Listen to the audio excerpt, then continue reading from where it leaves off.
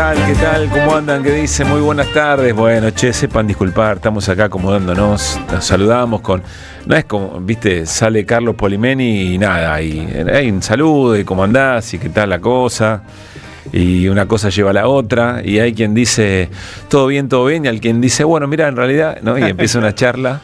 Y eso te va llevando un tiempito, pero acá estamos para arrancar, que vuelvan en esta jornada de martes con mucho sabor, olor, textura de lunes, pero martes, y con la linda barra con la que compartimos, que vuelvan siempre a las 4 de la tarde. ¿Qué dice Luispa? ¿Cómo estamos? Muy bien, bueno, eso es bueno, ¿no? Que creamos que es lunes, pero en realidad es martes, con lo cual la semana es más cortita. Es una linda noticia para arrancar. Claro, sería distinto si nos dijeran, por ejemplo, esta semana el sábado es laborable. Entonces estamos como, ¿no? Estamos como a viernes, creyendo que es viernes, pero todavía falta. No es raro eso. Sí. Te lo voy a repetir porque no me diste bola. No, porque me habla mucha gente al mismo tiempo. Digo, bueno, distinto y además sería... no le entendí nada, pobre Nico, perdón. Distinto sería que alguien nos dijera, esta semana miren que el sábado es laborable, así que... Claro. Entonces ahí como compaginamos de otra manera. Te saca. Que no sé si es posible en Luispa, pero un poquito más a la izquierda. Pero está bien, bueno, pero bien. Yo me veo bien. ¿Qué dice Néstor? ¿Cómo está usted? ¿Qué tal, Pablo? ¿Todo bien? Nunca podemos arrancar de corrido, nunca va, ¿viste? Nunca va. Bueno, acá estamos, compartiendo el rato, compartiendo la tarde con muchas historias. Atención, porque vamos a tratar de pintar la semana. Y no es una semana más. Yo lo veo al gobierno muy preocupado por varias cosas. En realidad, de fondo es la misma. Es empezar a identificar que hay sectores que lo bancaban, que ya no lo bancan. Pérdida de acompañamiento en todas las encuestas, todas, no hay una que no. Pero sobre todo en un sector específico en el que el gobierno confiaba mucho, que tiene que ver con las juventudes. Y por otra parte, lo veo con dificultad de retomar un poco el volante de la escena. Me da esa sensación, pero ahora lo vamos a hablar. Y también vamos a pintar una semana importante porque es semana de varias movilizaciones. En un rato, Luispa, vamos al detalle, ¿no? Semana de movilizaciones, de paros y de distintas actividades de concientización en relación a muchas situaciones, fundamentalmente la de los docentes universitarios, la de los endeudados. Atención con eso porque ha surgido una suerte de nuevo colectivo que se está organizando en contra de este modelo económico al menos. Se van a movilizar las pymes. Hace un rato, conferencia de prensa de los trabajadores de FATE.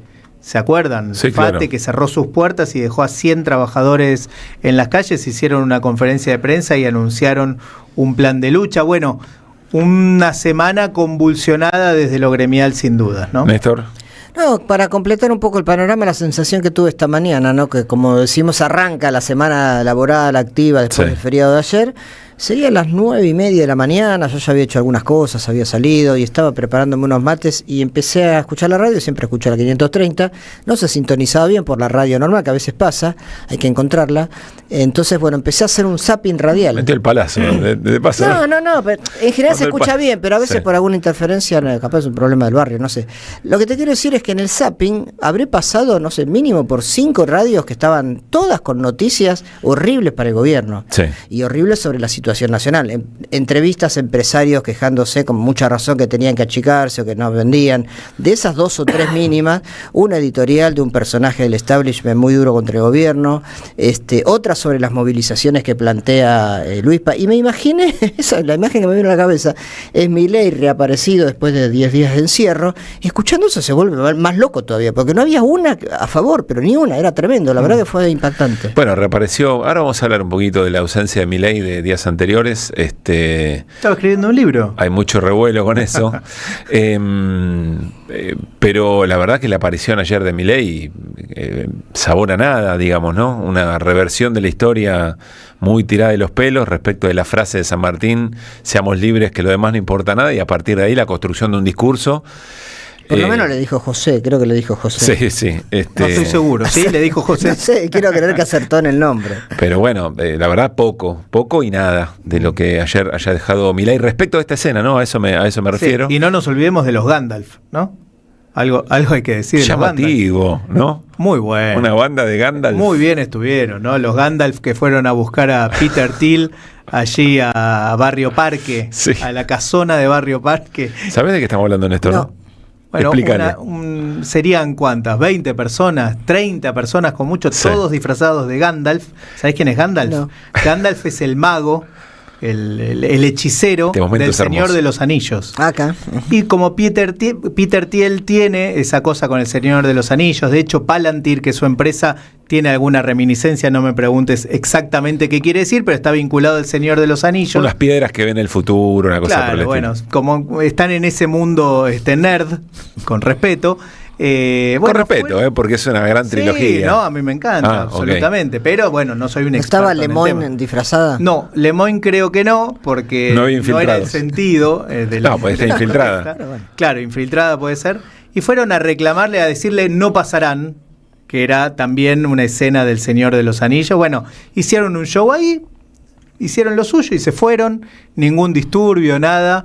Y la verdad que llamó la atención. Me parece creativo, sí. Estuvieron bien. En una esquina. Cada tanto alguna de esas cosas creativas viene bien. Justo coincidieron con con un grupo de granaderos, si no me equivoco, ¿no? Granaderos a caballo. Ahí está, mirá. Ahí está, mirá. Ahí estás viendo la imagen. Gandalf. Y esa es la choza de Peter Thiel. Escuchá la canción. Si querés ver el futuro, mirate al espejo, vas a ver un boludo. Para los entendidos, están disfrazados de Gandalf el gris. Sí. No de Gandalf blanco. Claro. ¿no? Eso es uno de los momentos Una de las tribus. Sí. No, uno de los momentos que atraviesa Gandalf. Sí, me pregunto. La escena de Peter Thiel mirando por la ventana, esa escena tratando de entender. ¿Pero sale por la ventana? Hay quien dice que estaba en la ventana, qué sé yo, no sé. Eso es más mito que boludo certeza. Habrá entendido. Sí, yo lo único que iba a decir, como para mí tanta producción de disfraz, porque es el mismo gris, o sea, es la misma tela. No, hay mucha producción. Es la misma tela, es el mismo traje. No hay tonalidades de gris, es todo el mismo gris. Para mí era un poquito más la letra. Para mí la letra... Ya que iban a producir... Claro. La letra medio flojonga, pero... Meterle un poco más el estribillo que escuché está muy bueno. Sí, pero... qué sé yo, venimos del Mundial, ¿viste? Venimos de Palmito. Claro, venimos de esta. La vara está muy alta. La vara está alta. Sí. Pero para la próxima podrían... Le preguntan ahí a Frodo o alguno. Creo que pasó. En el futuro te mirás vos y sos un boludo, no sé qué, me pareció ingenioso. Después estaban en una esquina y pasado el regimiento de granaderos a caballo y los aplaudió, todos juntos aplaudiendo a los granaderos, una cosa muy desopilante. Que a todo esto no están identificados, salvo como Gandalf, ¿no? Son los Gandalf. Sí.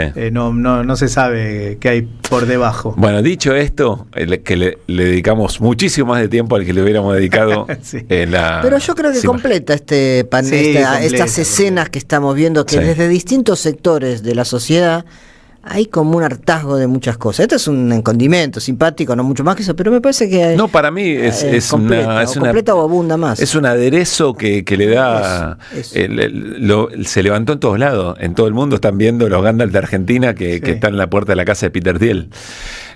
Dicho eso, me voy a quedar con un tramo de lo que dice Néstor, que es distintos sectores, de los más variados, de los más heterogéneos, que efectivamente salen a decir que el plan económico de Milei es una desgracia. Es una desgracia. Desde pequeños y medianos empresarios, conjunto de trabajadores, en las redes sociales, gente suelta. Cuando digo gente suelta, digo ese tipo de testimonio que se empezó a conocer en estos tiempos, que son personas que por ahí no adscriben a alguna comunidad política específica, pero que le mandan, se filman protestando respecto a la situación. Esto comenzó, ¿se acuerdan el primer bajonazo de consumo? Emprendedores y emprendedoras que decían, che, yo hice todo lo que había para hacer, ya no sé en qué me equivoqué, no entra nadie a mi local, no vendo nada, hice todo. En aquel primer momento, lo que nos llamaba la atención, a quienes entendíamos que el proyecto económico de Milei tenía ese final, o ese transcurrir, ni siquiera ese final, que de entrada iba a significar una baja de esas características. Pueden ir a agarrar cualquier programa en la previa, en el post, el primer día de gestión, aquí en la 530 saben, pero como hay gente escuchando de otros lugares, lo hemos descubierto el fin de semana, que nos escuchan más de lo que creemos, ustedes no saben a qué me estoy refiriendo. Yo me enteré hace un rato. Después se lo voy a decir. Hace un rato me enteré. Digo, desde el primer momento somos muy coherentes con lo que se avecinaba respecto del plan económico de Milei. Ni siquiera por Milei, por su plan económico y lo que se estaba llevando adelante. Apareció, no sé si te referías a él, pero aparece Roberto ¿es Urquía? No sé si no lo identifiqué si era uno de los que se me estaba fue el nombre hablando. de pila, perdón. Bueno, el titular de Aceitera General Deza, diciendo que es un desastre. O sea, estamos hablando de... Sí, de una de las grandes empresas de la Argentina. Perdón, Círculo Rojo. Apareció... Y que le va bien, perdón, porque las exportaciones de cereales, de todo eso anda bien. Sí, ese es un ejemplo. Apareció Santiago Felan. Santiago Felan es un ex Puma que proviene de un sector acomodado de la sociedad, dueño de una textil muy importante que realizaba trabajos para las principales marcas deportivas de la Argentina, sí, también por sus vínculos con el deporte y demás, en un audio que se viralizó, hablándole a sus trabajadores, diciéndoles no me queda más remedio que cerrar la textil, y diciéndoles directamente, la próxima, muchos de ellos, con respeto lo dijo, no con el dedito acusador, pero muchos de ustedes habrán votado a este gobierno, la próxima fíjense a quién vota. Total. Muy fuerte, me pareció muy fuerte. Tipo llorando, desgarrado, porque llorando. tenía varias... Insisto, un ex Puma, rugbyer de primera línea, no es menor, no tienen por qué todos los rugbyers pensar igual, por supuesto, pero el mundo del rugby está estigmatizado en un lugar, en un lugar ideológico incluso, si se quiere, que aparezca y diga todo esto me parece muy simbólico. Sé que está Fabián Waldman, ahí vamos, Fabi, un minutito nomás, porque protagonizó otro de esos momentos que para mí pintan la escena, pero un montón de personalidades muy conocidas o que sus historias y sus vidas trascienden porque son famosos o famosas, de la industria textil también en las últimas horas. Imagínense si se conocen esos casos. Roberto Urquía había dicho bien, dijo, la gente no llega al 15 y no hay que no hay que descuidar la micro. Imagínense si estos personajes que están ahí, imagínense las personas que no son conocidas para nada, las experiencias de cada día, de cada jornada, de cada semana, de cada mes, que cierran su empresa de muchos años, con los trabajadores que efectivamente sufren ese cierre también y las propias historias de vida. ¿Por qué digo esto? Y aparecen economistas ortodoxos también haciendo señalamientos, porque la verdad que hay no es solamente, ¿no?, a los laburantes de, ¿cómo se llama el ex Puma? Felan. De Felan. Santiago Felan. No es solamente, viste, la próxima, bueno, voten mejor. Insisto, no lo dice con soberbia, lo dice con cierta empatía, porque también hay un montón de personas de sectores, de grupos que sabían que esto iba a pasar. Y que ahora aparecen porque la cosa se quebró, porque... no sé si porque no les está yendo bien en lo personal, pero como que hay una corriente que sí, bueno, no puede ser, y la micro, esto se ve venir desde el arranque. Ellos mismos a quien votaron, ¿no? Sí, claro. No solo sabían, sino que ellos mismos a quien votaron. El propio Roca, por ejemplo, sí, ¿no? Sí, que ahora claro, dice, en reuniones dice que va a apoyar al primero que se le anime a Milei. En reuniones de Círculo Rojo, de la élite económica. Ahí hay que repensar que también, igual lo ¿no? quiero ver eso, ¿eh? Sí, está bien. Eso lo quiero ver. Está bien. Y el gobierno está tratando de reacomodar también toda la escena en función de eso, razón por la cual ahora vamos a Fabián Waldman, reunión de mesa política, hoy a la tarde o por esta hora, no sé si nos está transcurriendo, reunión de Santilli con gobernadores del norte. Ahí hay un elemento también muy poco mencionado. Los gobernadores del norte en esta reunión están rosqueando para algo llamado zona cálida, que es una suerte de alivio en las tarifas de sus provincias de la electricidad, porque la electricidad es fundamental para ganar un poco de fresco en el verano. Ahora, y para ganar los votos que perdiste con Zona Fría, no te olvides de eso. No, eso es a expensas de Zona Fría. Claro, por eso te digo, a expensas total. Es de un nivel de cinismo total, y a luz de día.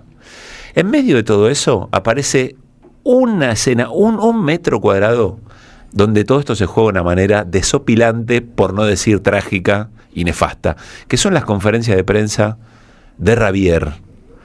Lo de hoy, si las conferencias anteriores, ninguna el tipo aprobó, en ninguna sacó 4, se aprueba con 4 en este país, en ninguna sacó 4. Lo de hoy, yo les voy a ser sincero, no sé cómo ahora que están escuchando de todos lados. No sé cómo alguien no se siente mucho más ofendido y pierde la línea. Nuestros colegas de Casa Rosada, además de mostrar una solidaridad muy fuerte, que fueron forjando al calor de los agravios del propio presidente y todo Casa Rosada, tienen una paciencia, tienen una compostura, tienen un profesionalismo que hay que ver cuántos se la bancan. Si te dicen, aprendé a formular una pregunta, o si te ningunean por completo y te siguen de pregunta. Es muy, muy difícil la escena. Ahora le vamos a preguntar a Fabián por si no lo escucharon, pero tenemos una breve muestra de lo que pasó hoy en la conferencia de prensa, justamente con nuestro compañero Fabián Wellman preguntando. ¿Lo tenés, Carlos? Dale. Te digo cuál es. Es el 7, amigos. Es difícil Ahí va. que conteste más de una pregunta. El canciller Kirchner lo hizo hace 2 semanas aquí y creo que no es trabajando 1 hora y media por semana puede responder por lo menos una pregunta más a cada uno de nosotros. La pregunta concreta es: ¿cómo van a llegar a 2027? Si piensan seguir aumentando las tarifas y liberando los precios a las empresas privadas para que hagan a mansalva, si no van a salir a recuperar a los pequeños ahorristas que se vieron con la pistola en la cabeza, como lo dijo el presidente Milei, debido a que no pueden llegar a fin de mes para comprar alimentos. No estoy diciendo comprar zapatillas ni comprar un lujo. ¿Qué acción va a tomar el gobierno para impedir que siga degradándose la vida de los trabajadores y las trabajadoras en Argentina? Gracias. Si la pregunta es cómo llegamos a octubre del 27, nos imaginamos reelectos en primera vuelta. Siguiente pregunta. Última pregunta. Fabián le preguntó con mucha claridad esto que estábamos conversando recién en el arranque. Che, ¿qué van a hacer con la micro? Porque todo el mundo les dice que la cosa no da más. ¿Qué van a hacer? Y antes le dijo además, flaco, ¿qué es esto de una sola pregunta? Tenemos 5 preguntas. ¿Qué es esto de una sola pregunta? Es tu laburo, loco. Contestá lo que te estamos preguntando. Le preguntaron 70 veces lo mismo porque no le contestaba la anterior. 1 hora y media, flaco, estás laburando. 1 hora y media se lo dijo Fabián con tanta caballerosidad, sin perder la elegancia, pero tan agudo. Y el gobierno / el vocero no tienen respuesta. Es un gobierno que se va quedando sin narrativa. Y eso abre una enorme cantidad de interrogantes respecto de lo que viene, sobre todo cuando la calle se pone cada vez más organizada y presente. Fabi, querido, muy buenas tardes, ¿cómo estás? ¿Qué tal? Muy buenas tardes, Pablo, buenas tardes, compañeros, buenas tardes a la audiencia de la AM530. Un párrafo aparte, antes de comenzar a hablar de la conferencia, si me permitís. Claro, Fabi, dale. Que conozco General Dehesa desde hace 40 años. Voy todos los años allí. Sé lo que es ese pueblo donde está la aceitera. Sé lo que significa Urquía para ese entramado social y productivo. Y este año me aconteció, fui este fin de semana justamente a visitar a mi suegro que hace rato no lo veía. Una cosa que nunca me había pasado, que estaba caminando, volvíamos de tomar un café, porque estaban cerrados los cafés del pueblo, que hay un par nada más, en una estación de servicio en la ruta. Por allí cruza la ruta 158, de Villa María a Río Cuarto. Es la ruta mediterránea más importante, que se encuentra y atraviesa toda la zona sojera, manicera. Y estaba caminando con mi señora, con mi cuñado y mi cuñada, y un señor, desde un auto, me toca mi bocina y me dice, venga, don, acérquese. Tenía un poquito de resistencia, no entendía bien cuál era la situación, qué era lo que estaba pasando. Pero este señor me muestra, desde el interior del auto, el que andaba, un auto modelo viejo, una cajita de alfajores. Y me dice, soy de General Cabrera. Aclaro, General Cabrera es el pueblo que está hacia Río Cuarto a 10 kilómetros, y vengo vendiendo alfajores. Bueno, esa situación era impensada en esa zona donde no hay faltante de mano de obra, donde no hay desempleo. Nunca no hay trabajo que falte para la gente que se dedica a la construcción. No hay la aceitera que fue rescatada, te cuento, en el año 75 por los propios miembros de la comunidad de General de esa, a través de un rescate de la cooperativa en ese momento, y después le devolvieron con creces las acciones que habían invertido. Eso, no existe una persona que esté sin laburo.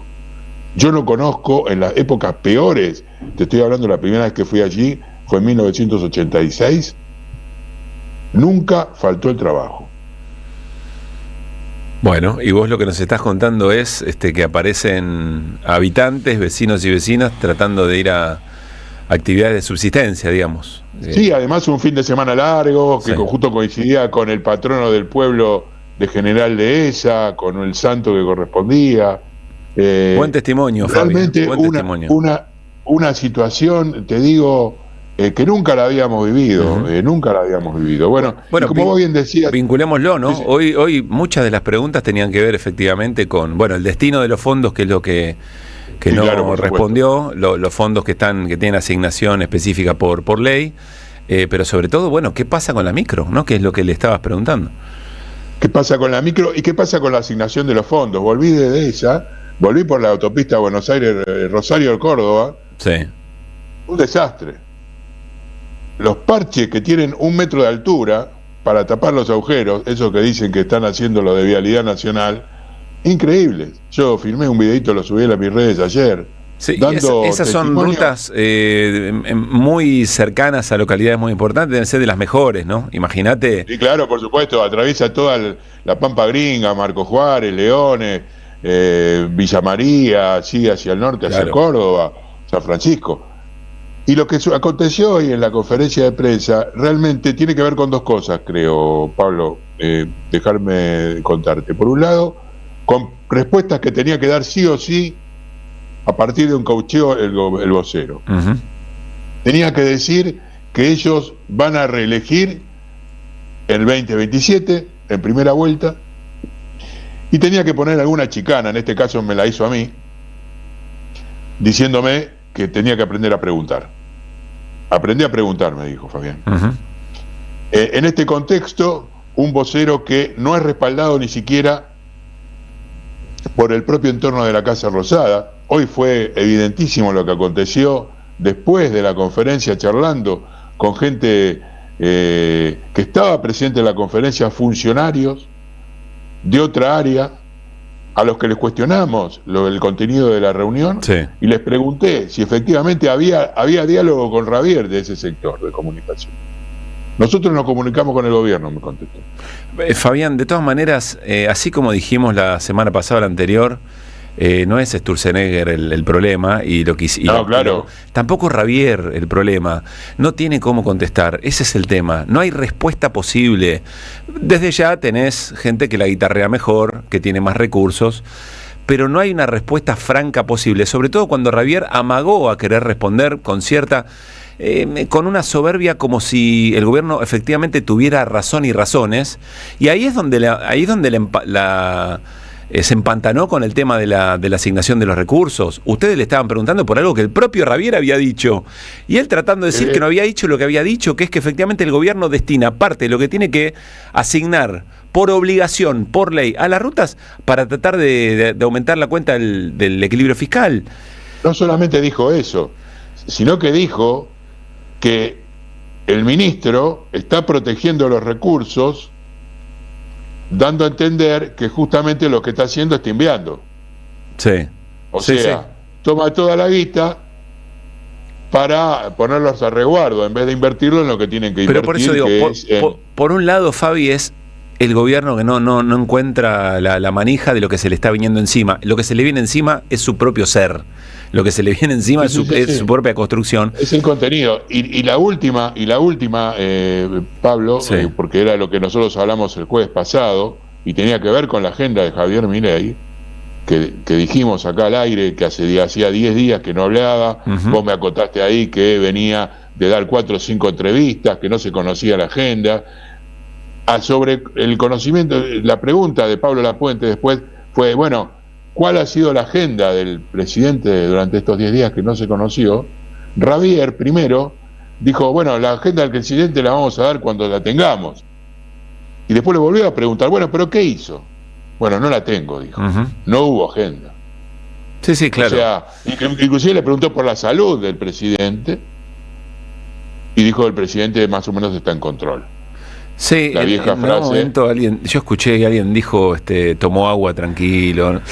Mirá, francamente nosotros trabajamos sin especular absolutamente nada, ni sugerimos absolutamente nada. Lo único que planteamos fue muy llamativo que el presidente, después de una derrota política tan fuerte como la de la semana pasada, no tuviera agenda, después de haber estado por todos lados dando entrevistas tratando de controlar un poco la escena.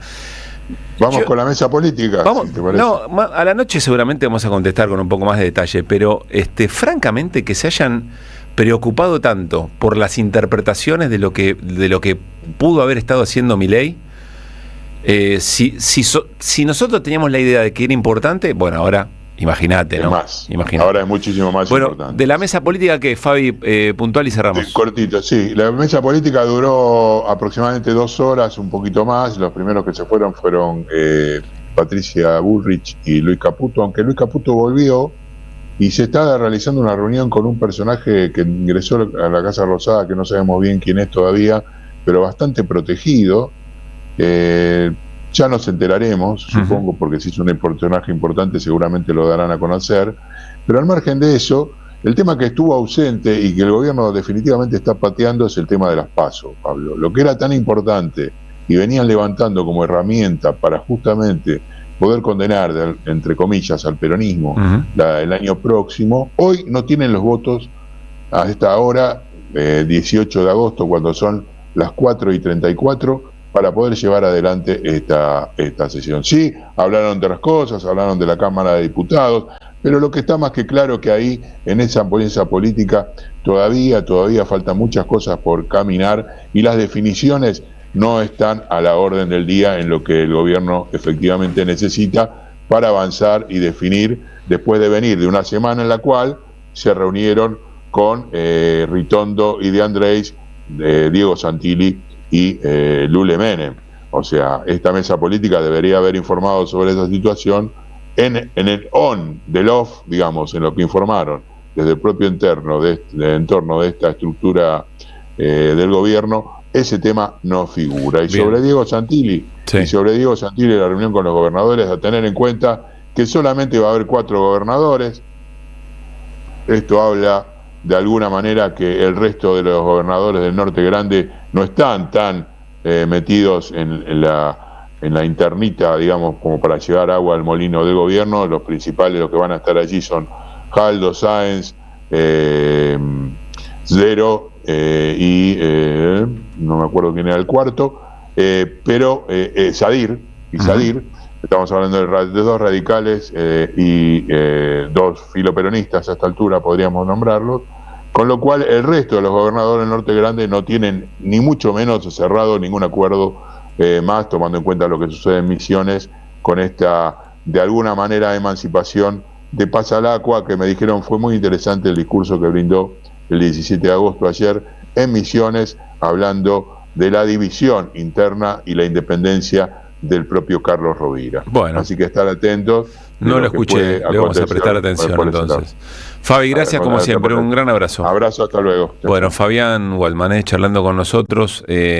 Parece una cosa muy, muy chiquita, pero todo lo que pasa en esa conferencia, el modo en el que ocurre, es un botón de muestra del momento del gobierno. ¿Qué quiere decir? ¿Que este es el momento definitivo? ¿Que el gobierno ya queda? No, de ninguna manera. De ninguna manera, pero le va costando cada vez más al gobierno, sobre todo por lo que decíamos al comienzo, ¿no? Porque hay cada vez más sectores muy distintos entre sí, en algunos casos hasta antagónicos, que están señalando el gran problema que significa que la gente cada vez vive peor. Bueno, 4:39, nos vamos a ir a la primera pausa. Antes, Luispa, ¿de qué hablamos en un ratito? Bueno, recordamos, vamos a repasar la semana, una semana de movilizaciones y paros. Paros en el caso de los docentes universitarios, con movilización también, y se movilizan los endeudados, este nuevo colectivo, este nuevo sujeto social que se conformó porque no queda más remedio, ¿no? También como producto del modelo económico. Néstor. Este fin de semana arrancó con actos en San Pablo y en Río la campaña electoral de Brasil. El 4 de octubre, recordemos, hay elecciones, así que vamos a hablar un poco de eso. Y también de una denuncia muy fuerte que hizo The New York Times sobre un episodio muy similar al apriete de la Embajada de Estados Unidos aquí en la Argentina, una cooperativa neuquina, con el caso de Huawei que hemos comentado la semana pasada. También en Chile hubo un episodio con el mismo modus operandi de amenazar con quitarle la visa a empresarios que negocian con China. Si me dejas una cosita chiquitita, porque así no la desarrollo después, me acaba de mandar un mensajito Marco Salgado, nuestro colega en Venezuela, una noticia corta pero interesante, que es que el gobierno de Venezuela, recordemos en el contexto actual, le ha levantado las restricciones a aerolíneas argentinas para que pueda sobrevolar su espacio aéreo en los viajes a Miami, a Punta Cana, a otros que pasaban por Venezuela, y que recordarán ustedes que el gobierno de Nicolás Maduro había restringido en respuesta a que Argentina, en la pelea Maduro-Milei, había secuestrado un avión de Venezuela en el 2024, acusándolo de que sus pilotos eran iraníes. Hubo una presión de la Embajada de Estados Unidos nuevamente, de la DAIA, de varios mucho sectores. tiempo acá, ¿no? Fue un escándalo y Maduro había restringido el vuelo. Bueno, se acaba de levantar y esto habla también de la nueva realidad que vive el gobierno venezolano, ¿no? Muy bien. Es una buena noticia para aerolíneas y para los que viajan por esa compañía. Mucha agenda, hasta las 6 de la tarde hay fútbol, hay agenda futbolera también, porque hay Copa Argentina, porque hay Copa Sudamericana, porque hay Copa Libertadores. Hay gente que le cambió ya el tono, ¿no? Hay gente que está con otra sonrisa después de este fin de semana. Felicitaciones, Néstor, Muchas gracias. Muy bien, Independiente. Es un tobogán, una montaña rusa. Que vuelvan hasta las 6, dale. De 16 a 18. Que vuelvan las ideas. Siempre. Están pasando demasiadas cosas raras. Pero hay una radio que nunca se apaga. No te dejes desanimar. Prende la radio. Prendete. AM530. 20 años. Somos radio. Somos comunidad. Ahí, cuando te subís al auto, mientras remodelas tu casa o cuando abrís tu negocio todos los días. Te acompañamos en cada momento de tu vida para que puedas desarrollar tus proyectos con la tranquilidad y el respaldo de siempre. Llama al 0810-222-2444. Consulta con tu productora o productor asesor de seguros. Ingresá en provinciaseguros.com.ar o seguinos en nuestras redes sociales. Provincia Seguros, una empresa del Grupo Provincia. Número de inscripción 499, Superintendencia de Seguros de la Nación, 0800-666-8400. Cuando algo se rompe en tu casa, no necesitas cualquier técnico. Necesitas alguien de confianza. Goicoechea Refrigeración. Responsabilidad, seriedad y cumplimiento. Reparación de lavarropas, instalación y service de aire acondicionado y electricidad en general. Llámanos al 53 31 67 21. Goicoechea Refrigeración. Soluciones que cumplen. ¿Querés renovar tu casa? En AM Blanquería encontrás sábanas, toallas, toallones, alfombras, manteles y cortinas de primeras marcas. Mencionando AM530 tenés 10% de descuento y un regalo sorpresa. Consultanos al 11 30 52 23 16 o en Instagram am.andreamolina.blanquería. AM Blanquería, todo para disfrutar cada rincón de tu casa. ¿Apostar la plata de tus viejos? No da. ¿Apostar todos los días? No da. ¿Perderte la juntada? No da. ¿Viciar con las apuestas? No da. Si conoces a alguien que tiene problemas con las apuestas, dejarlo solo no da. Llama al 0800-222-5462. Gobierno de la Provincia de Buenos Aires. Alimentos cooperativos. Producción y comercialización de productos cooperativos y de agricultura familiar. Envíos a todo el país. Por pedido, envía tu mensaje al 11 34 31 2928. Seguinos en Instagram como @alimentos cooperativos. Lo nuevo en Ediciones Continente. Pensar la comunicación política, cuando la palabra se hace pueblo, de Nora Merlín y Daniel Rosso. Un libro para recuperar la comunicación como espacio de construcción colectiva. Entre algoritmos y tecno-neoliberalismo, la comunicación política descuida el encuentro. Los entrevistados y los autores analizan los desafíos de la hiperconectividad. Ediciones Continente. Editamos futuro con memoria. Ingresá a edicontinente.com.ar o al Instagram @edicontinente. Revista Acción, un medio alternativo 100% digital, una mirada cooperativista sobre el país y el mundo. Información, análisis y opinión. Porque otro mundo es posible, entra en Acción. En la web y en las redes sociales. www.accion.coop.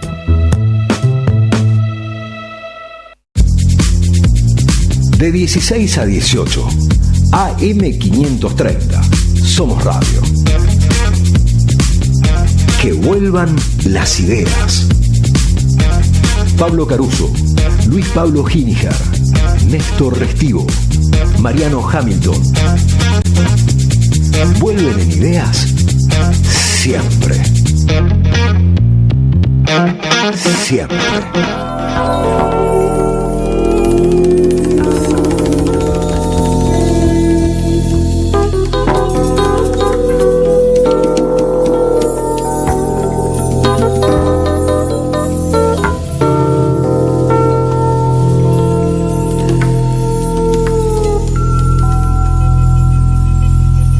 Sentado entre maderas y las flores caen, la llama del tabaco y la cruz de los barcos. Allá lejos cuando salen de la iglesia, los compadres se sientan a jugar al sol. Una fiesta cuesta arriba hubo anoche y en la esquina amaneció lloviendo.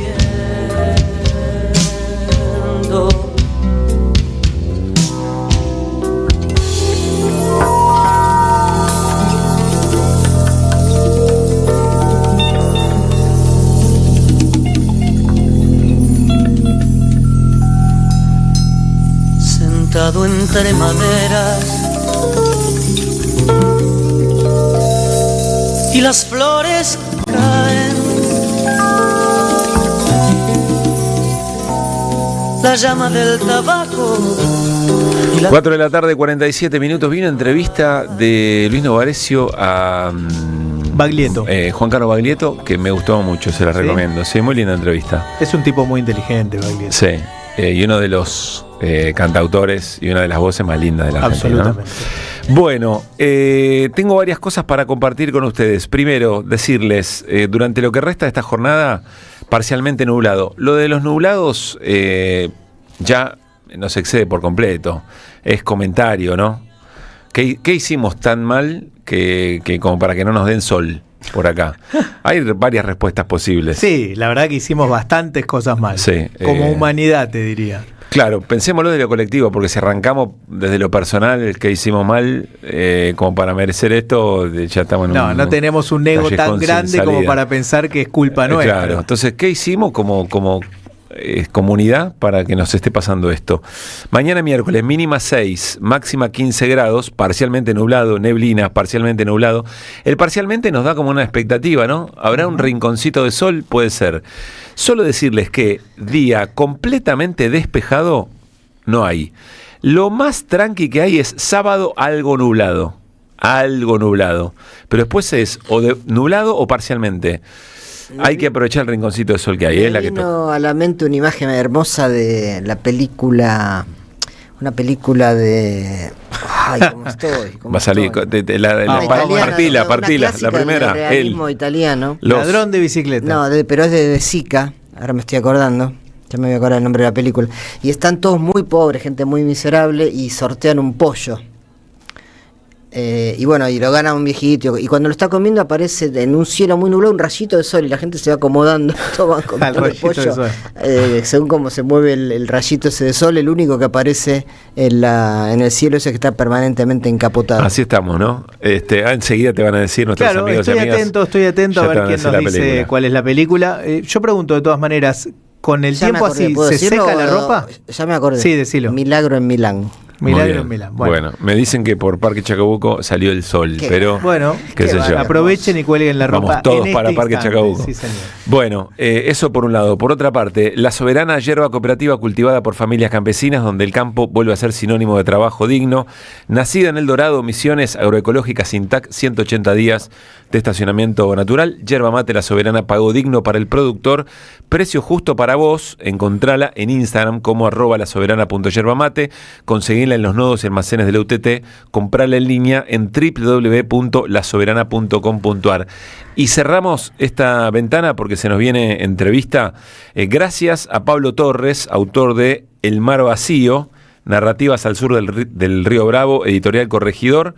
Creo que soy nieto de desaparecidos. La revelación irrumpe en la vida de Siriaco, líder de una reconocida banda de rock, justo cuando está por convertirse en padre.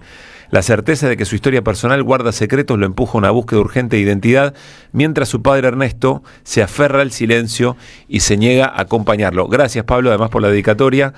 Muy sentidas, por cierto. El Mar Vacío de Pablo Torres. Nos sumamos al agradecimiento. Sí, porque vino para todos. Es un gran oyente nuestro, te cuento, es un trabajador social, fue concejal, nos escucha siempre y la verdad que se pasó porque nos dio a cada uno con dedicatoria y todo, así que muchísimas gracias. Ni Néstor Pablo. hace eso. Bueno, escúchame. ¿Cómo? Que ni Néstor Restivo hace eso. De sus un libros, libro para de sus cada propios uno, libros. dedicado. Tenés razón. Después viene y dice, me tengo que ir porque presento el libro, pero no. Sí. ¿Y el libro? Y también queremos agradecer de Luis Antonio Palmeiro y Mariela Olivari, Autogestión Obrera, una alternativa para distribuir la riqueza, o cómo sustituir a los saqueadores del pueblo. Bueno, interesante también, lo vamos a leer con mucha atención. Muchísimas gracias por eso. Siempre son bien recibidos los libros y les garantizamos que difundimos. Tengo una obra de teatro para difundir después, que me parece puede ser muy interesante y a la audiencia de la 530 le va a gustar mucho. 4:51, venimos con nota. Que vuelvan las ideas. Bueno, en una semana de muchas movilizaciones, enseguida Luispa va a dar el detalle. Está en línea Julián Moreno, es presidente de la Asociación de Pequeños y Medianos Empresarios, APYME, y es una de las organizaciones, uno de los colectivos que se va a movilizar efectivamente esta semana, por razones obvias. Julián, ¿cómo te va? Pablo Caruso, Néstor Restivo y Luis Paginiger, saludamos en Que Vuelvan. ¿Qué decís? ¿Qué tal? Buenas tardes a todos, gracias por el contacto. Gracias. Corrijo que es asamblea. Asamblea, sí. Vos sabés que lo leí y dije, es asamblea. Bueno. Es un error común, pero me gusta aclararlo porque es algo que nos distingue. Y sí, claro, es parte de la identidad, es identitario. Seguro. Asamblea de Pequeños y Medianos Empresarios. Bueno, disculpas por eso. A ver, vamos por el dato primero. La convocatoria es el jueves por la mañana, ¿verdad? Sí, 9 de la mañana. Ahí, ya que hablabas del clima, una forma de sentir un calorcito parecido al del sol es estar en un reclamo con colegas, con compañeros que sienten la misma necesidad que uno. Bueno, encontrarse en una plaza es una forma de que salga un rayito de sol. Me parece que nos da algo de esperanza juntarnos, porque obviamente esto viene a cuento de que el 16 de agosto es el Día del Empresario Nacional, ¿no? Y la verdad que no estamos para un cumpleaños ni para hacer una fiesta, sino que es para hacer un reclamo de lo que venimos hablando todos los meses, la caída de las empresas que caen 30, 32 por día, obviamente los puestos de trabajo que vienen acompañando estas caídas, ¿no?, que también se pierden. Bueno, el 16 de agosto es el Día del Empresario Nacional y nos pareció que una forma de conmemorarlo, te diría ya, es juntarnos muchas entidades que representamos al sector PYME en la Plaza Mayo reclamando un cambio de modelo económico, porque nos está destruyendo. Ya no queda nadie, te diría, del mundo productivo con algo de esperanza bajo este modelo, ¿no? Y eso de alguna manera también nos ayuda a juntarnos más, a crecer un número más significativo y que el reclamo tenga más peso. Claro. A ver, dos preguntas en una, Julián. En principio, 32 pymes que cierran por día, ¿nos da una cuenta en total? Mira, al día de hoy, a mayo, que es el dato que está publicado, son 30.633 empleadores menos entre noviembre del 23 y mayo del 26. ¿Y Y ahí hay de todo, pero mayormente son pequeñas y medianas, porque también hay grandes empresas que han cerrado, ¿no? Sí, emblemáticas. Pocas, obviamente. Vos pensás que las grandes empresas son menos del 5% del padrón, digamos, ¿no? Muy poquitas, pero sí, hay 1.805 empresas de más de 500 trabajadores que han cerrado.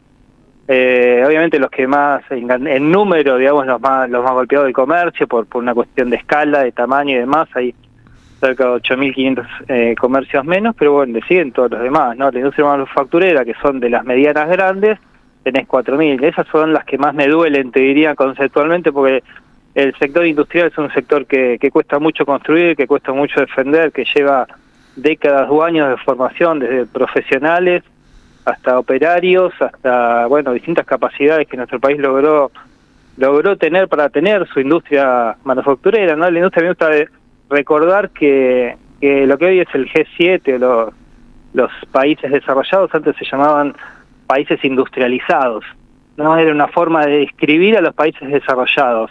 Después se abandonó por alguna cuestión de moda quizás, o porque no convenía recordarlo, que los países desarrollados son aquellos industrializados. Entonces, perder industria es perder una esperanza de desarrollo. Nosotros siempre vivimos en un país en vías de desarrollo, ¿no? Cuando vos liquidás la industria, esas vías de desarrollo desaparecen. Uh-huh. Seguro Néstor y Luispa tienen preguntas. Quiero hacerte una más ahora, que tiene que ver con porque nosotros arrancamos el programa diciendo hay sectores muy disímiles entre sí, incluso hasta ideológicamente a veces antagónicos, que están identificando que hay un problema muy serio con la actividad industrial, con la actividad manufacturera, con la micro, con el metro cuadrado de las personas, que a su vez depende mucho del metro cuadrado del empresario pyme. ¿Sentís que hay más conciencia y eso lo ves reflejado en distinta participación en las organizaciones? Es decir, lo hemos hablado muchas veces. ¿Hay algún avance en términos de la construcción de un sujeto político pequeño y mediano empresario o no? Mira, sí, cuando viene la mala, obviamente eso aúna de alguna manera porque nos atraviesa a todos este modelo, excepto algunos sectores vinculados al petróleo, en la minería, que son sectores muy minúsculos en cantidad de empresas, cantidad de trabajo generado y demás.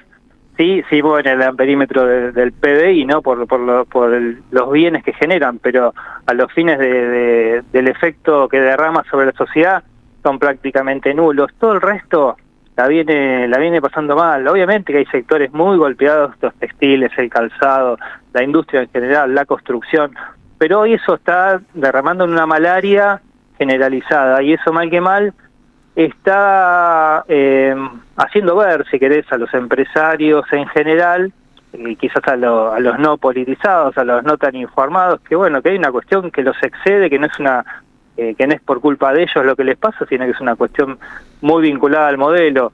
Siempre va a haber en ese interior, digamos, de ese universo de empresarios pymes, gente que sea más pro laburante, gente que sea más anti, ¿no? Y ahí empiezan las diferencias en función de a quién le asignan la culpa. Pero hoy creo que eso ya está bastante desgranado, reforma laboral de por medio, la cosa sigue igual de mal o peor.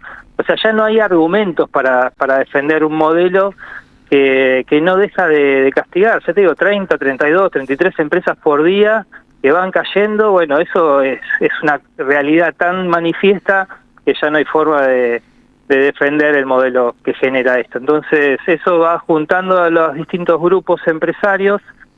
Obviamente los que tenemos una cultura de movilización nos vemos todos los días, uh-huh, y los que no aparecen cada tanto. Bueno, espero que mañana sea una muestra de que somos muchos los que estamos intentando cambiar esto. Perdón, el jueves, ¿no? El jueves. El jueves, perdón, el jueves. Bien. Sí, discúlpame, gracias por la aclaración. ¿Qué tal, Julián? A las 9 horas. Sí, el jueves 9 horas, ahí en Plaza de Mayo, ¿no?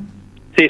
Luispa, te saluda, Julián. Te quiero hacer como una segunda parte de la misma pregunta, porque ¿hasta dónde cambia realmente la cabeza del empresario? ¿Por qué lo pregunto? Porque no necesariamente que cierren las empresas quiere decir que el empresario cambia de opinión en relación a lo que considera un modelo conveniente a un mediano plazo para determinados negocios que pueda llevar adelante, o tiene la posibilidad de reconvertirse, que en determinado caso priorice más allá de que a su empresa en este contexto le vaya mal, priorice el cambio de modelo o que piense en el fondo, bueno, este era un cambio necesario que va a llevar un tiempo. Por eso te pregunto, quizás jugando un poco con la realidad, ¿hasta dónde realmente uno puede decir hay un cambio en la cabeza de los empresarios? Porque por más que nosotros digamos todos los días, están cerrando una cantidad impresionante de empresas, a lo mejor la conclusión no es esa, ¿no? Bueno, ahí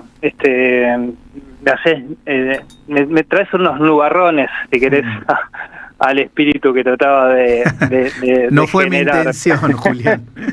La verdad que sí, no, la cabeza no la cambiás. Muchos empresarios te dicen, no, esto va para atrás, pero no quiero volver a lo de antes. O sea, eso te lo dicen. Es así de cruel la realidad. Les va mal, pero tampoco para cambiar la cabeza.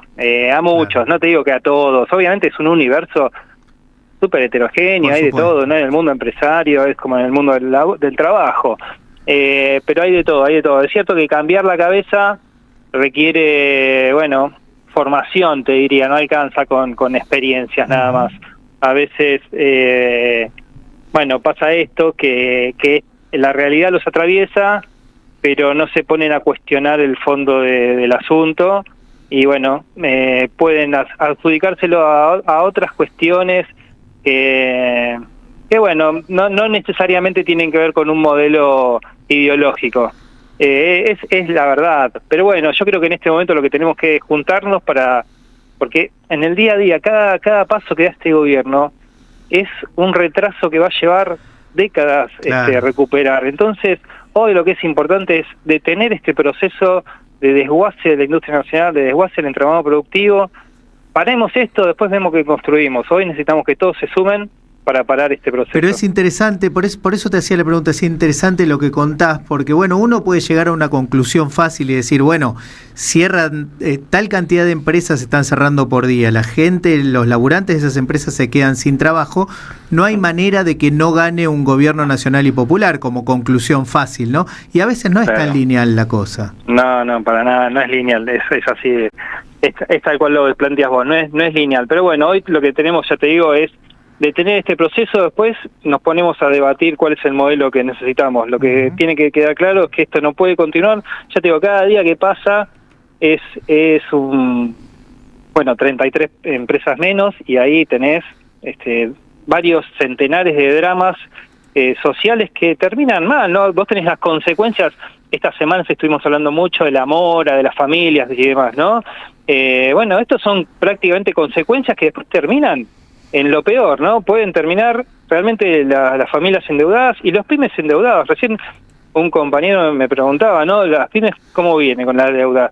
Vos pensás que el pyme tiene su casa en garantía en el banco, entonces primero le deja de pagar al municipal, después le deja pagar el impuesto provincial, después deja pagar a la AFIP, después le embargan la cuenta. O sea, quizás tarde un poquito más en llegar a la noticia. ¿Por qué? Porque tiene otras herramientas que el ciudadano común. Pero la crisis que se está generando, a veces hasta que no les pones un número, nadie habla del tema. Pero es grave porque vienen cuestiones difíciles de resolver. Cuando un pyme se hunde, arrastra un fragmento de la sociedad que hoy somos, y que es difícil después reconstruir. Es grave. Yo creo que no quiero ponerle mucho dramatismo, pero necesitamos conciencia de que va a ser muy difícil salir de esto después.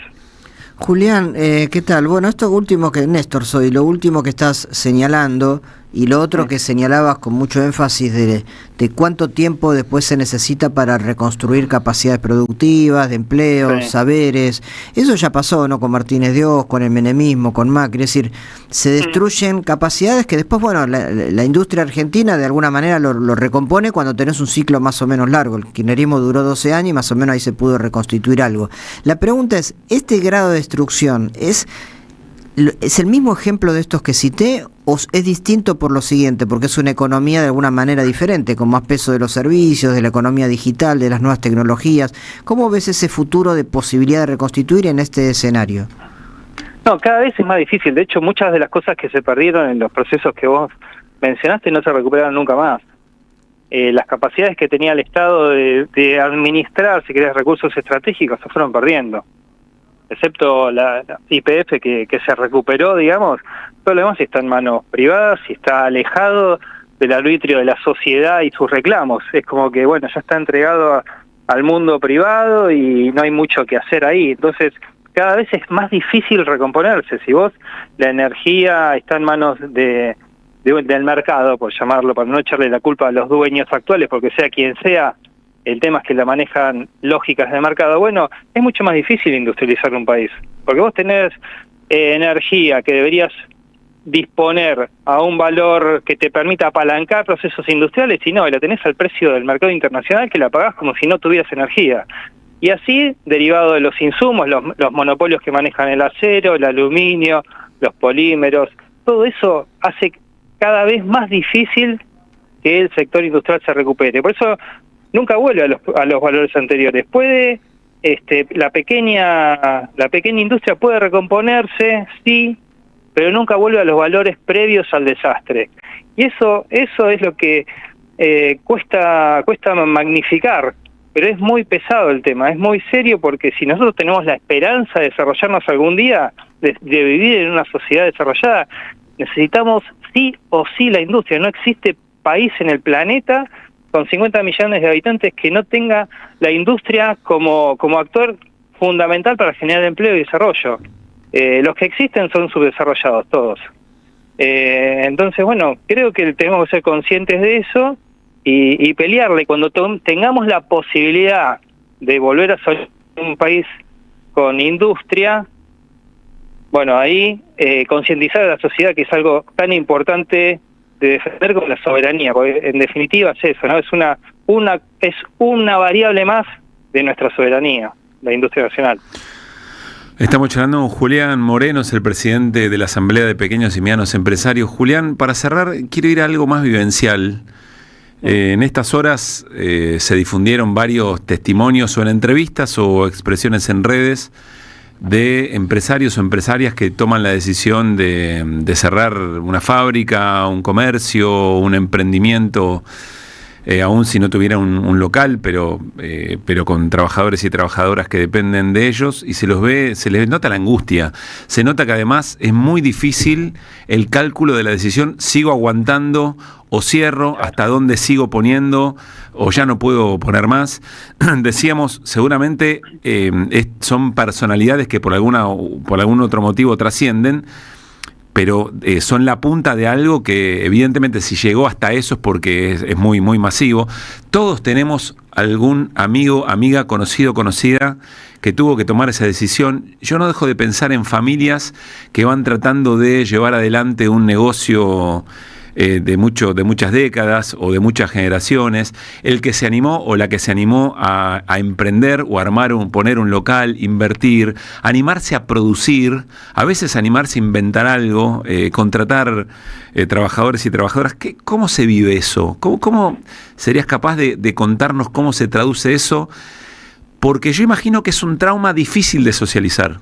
Después puede haber otro momento y qué sé yo, alguna textil puede reabrir, un comercio puede tratar de volver a abrirse, pero en el medio ahí me da la sensación, no lo sé porque nunca lo hice, traumas difíciles de recomponer. No, totalmente. Pensá que una pyme es un proyecto de vida, un empresario pyme, por lo menos la primera generación seguro, cuando arranca pone todo lo que puede, todo lo que juntó, vendió el auto y arrancó viajando en bondi, pero puso ahí es su plan de vida, te diría, es su proyecto de vida. Entonces, por un lado vos tenés ese drama de cuando se te corta por las condiciones que te exceden, porque uno le pone todo el esfuerzo que puede, se pone a laburar más horas que los trabajadores de su propia empresa. En ese sentido, bueno, nada, uno termina amando lo que logra construir, ¿no? Es casi un hijo de uno, una empresa que logró armar. Y bueno, y cuando las situaciones te llevan a cerrarlo, uno comete muchas irracionalidades en ese sentido, porque muchas veces tiene esperanzas irracionales también, ¿no? El otro día un señor de una fundición de aluminio me decía, no sé, mi socio quiere cerrar, y yo le digo, aguantemos 2 meses más, ¿viste? Yo pensaba, no me daba para decirlo, pero digo, 2 meses más no va a cambiar nada, ¿viste? ¿Qué vas a hacer? En 2 meses va a estar peor. Pero esa irracionalidad de decir, no, la peleo hasta que me quede sin sangre, bueno, hace que cuando terminan cerrando, viene realmente, es feo, porque ya te digo, un laburante se queda sin laburo y es horrible, pero de alguna manera tenés la posibilidad, hoy cada vez menos, ¿no? Pero de ir a buscar otro laburo. El empresario pyme en esa situación ya se quedó sin casa, porque cuando cerró tarde, ya le debe a todo el mundo y tiene hipotecada la casa en el banco, o sea, es un drama muy, muy difícil de procesar. Y ni hablar las generaciones que le continuaron a una empresa que armó el viejo o el abuelo, esa frustración de decir, yo soy el que la tengo que cerrar. Imagínate que van a hacer todo lo imposible por no cerrarlo. Claro. Porque es la vergüenza que le genera el ser el culpable de tener que cerrar algo, porque todas las generaciones pasaron por crisis. Lo que pasa es que cada vez viene más fiera, y para el sector industrial, hoy puntualmente, este modelo es francamente antiindustrial, ni lo disimulan. Y debe ser difícil, sí, claro, debe ser difícil, aún sabiendo todo lo que pasa, debe ser difícil sacarse la idea de pude haber hecho otra cosa, no fui lo suficientemente inteligente para readaptarme, no sé, debe ser difícil eso, ¿no? Por supuesto, por eso es fundamental ser parte de un colectivo, ¿no? Ser parte de un colectivo como PYME, como cualquier agrupación empresaria, para ayudarte a entender también y a procesar estos temas, porque no dejamos de ser seres humanos, ¿no? Lo que estamos atrás de empresas. Algunos de un lado del escritorio, otros del otro, pero somos personas igual que todos y sufrimos en distintas escalas, pero es todo relativo, ¿no? La verdad que los problemas psicológicos, si querés, que llevan a un cierre de una empresa son difíciles después de superar. Por eso tenemos que parar esto. No hay mucho. No tenemos que hablar tanto de las consecuencias, tenemos que pararlo esto. Hay que ver cómo hacer, y supongo que la única forma que yo conozco, por lo menos hasta ahora, es con mucha gente en la calle. Con mucha gente diciendo lo que siente, pero públicamente, no comiéndose esa vergüenza para adentro y guardándose. Porque tenemos que ser todos conscientes que es un problema del modelo. El modelo nos está llevando hasta acá. Y si queremos sobrevivir, tenemos que cambiarlo pronto. O por lo menos frenar este proceso hasta que cambie en los tiempos democráticos que tenemos por delante, ¿no? Julián, gracias como siempre por el rato, por la charla extensa. El jueves a las 9 de la mañana entonces en Plaza de Mayo, movilización de pequeños y medianos empresarios. ¿Está bien? Muchas gracias a ustedes por el llamado. Un gustazo. Abrazo, Julián. Julián Moreno, de la Asamblea de Pequeños y Medianos Empresarios. Ahora Luispa detalla porque es una de varias movilizaciones que en algún momento confluyen. Ahora se los cuenta Luispa. De 16 a 18, que vuelvan las ideas siempre, siempre. Como dueño de una pyme sentís que la remás solo. El mercado está difícil y el consumidor cuida el bolsillo más que nunca. No tires la plata en algoritmos que no entendés. En AM530 te ofrecemos una comunidad real que cree en los que producen. Aire, streaming y redes integradas para que tu marca genere clientes de verdad con una inversión que podés pagar. Tu negocio tiene que sonar donde la gente escucha y confía. Así, vendés más. Escribinos hoy al 11 64 19 16 50 o al correo anunciosam530@gmail.com y armamos tu plan PYME. AM530, somos comunidad. Cámara de Diputados de la Provincia de Buenos Aires. Seguinos en nuestras redes sociales y entérate de nuestras actividades. Encontranos en X como @HCDiputados, en Instagram, Facebook, YouTube y TikTok como Diputados BA. También podés visitar nuestra página web y suscribirte a nuestros canales de difusión en WhatsApp y Telegram. Tu música tiene un lugar. ¿Sos músico y estás buscando que te escuchen? Espora es la plataforma donde las bandas emergentes se conectan con el mundo de forma real, sin algoritmos que decidan por vos. Acá tu música no se pierde, crece, plantala, compartila, hacela sonar. Entrá ahora a www.espora.ar. Hay películas que nos emocionan, nos cambian o nos acompañan para siempre. Pero detrás de cada gran historia hay un mundo por descubrir. El sociólogo y realizador audiovisual Jorge Gallo te invita a sus cursos de cine clásico y moderno para aprender a mirar el cine con nuevos ojos. Presencial en Capital Federal y también online. 11 66 43 20 17 o visita la página www.jorgegallo.com.ar, porque el cine se disfruta dos veces, cuando lo ves y cuando lo entendés. Crear, jugar, expresarse. Eso también es hacer teatro. En Sala Aparecidas hay talleres para niños, adolescentes y adultos, donde el cuerpo, la voz y la imaginación cobran vida. 17 años desarrollando cultura en General Pacheco. Anímate a vivir el teatro. Contactanos al 11 35 81 0739. Endulcina es un edulcorante de mesa en sobres apto para cocinar, libre de gluten, sin TAC. Su presentación en cajas de 400 sobres hace que tenga un precio ideal para la gastronomía y para el uso hogareño. www.endulcina.com.ar. Endulcina. ¿Apostar la plata de tus viejos? No da. ¿Apostar todos los días? No da. ¿Perderte la juntada? No da. ¿Viciar con las apuestas? No da. Si conoces a alguien que tiene problemas con las apuestas, dejarlo solo no da. Llama al 0800-222-5462. Gobierno de la Provincia de Buenos Aires. ICBC. El futuro nos inspira. De 16 a 18. Que vuelvan las ideas. Pablo Caruso, Luis Pablo Giniger, Néstor Restivo, Mariano Hamilton, Alejandro Aymú, Nicolás Lacaba, Mariano Randazzo, Carlos Di Mario. Vuelven en ideas siempre.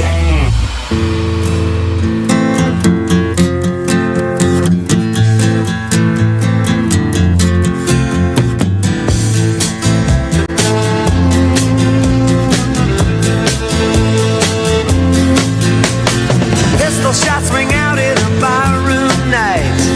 Enter Betty Valentine from the upper hall. She sees a bartender in a pool of blood. Cries out, my God, they've killed them all. Here comes the story of the hurricane. The man the authorities came to blame for something that he never done. Put in a prison cell, but one time he could have been the champion of the world.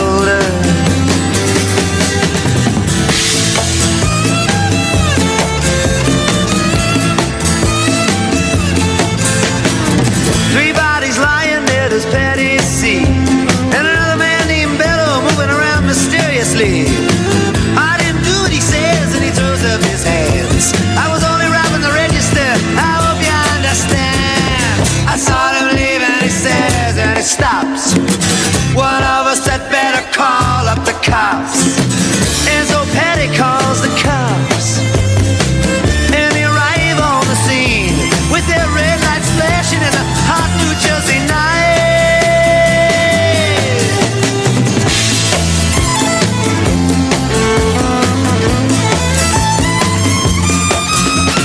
Meanwhile, far away in another part of town, Reuben Carter and a couple of friends are driving around. Number one contender for the middleweight crown.